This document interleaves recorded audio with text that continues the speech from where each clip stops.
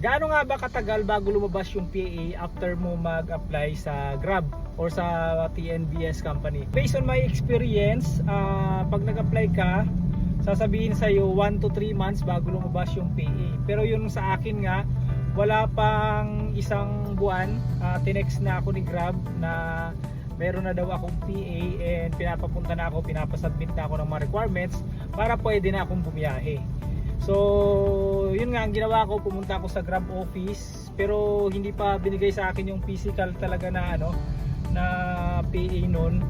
Ang ginawa, nag-training muna ako, although online lang naman yung training, tapos sinubmit ko yung mga requirements ko and then within 24 hours na activate na yung account ko.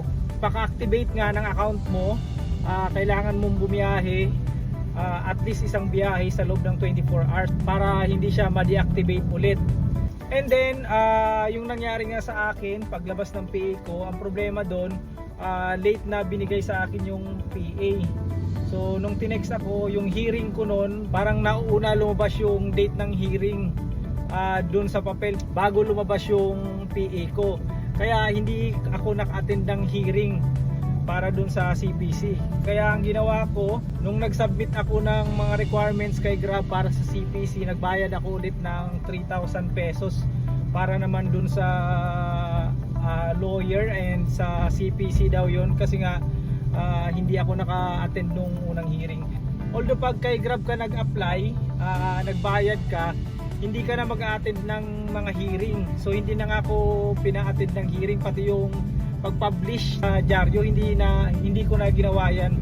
So yung attorney na mismo ang gumawa lahat yan. Ang ginawa ko lang, nagbayad lang ako, yun yung 3,000 pesos.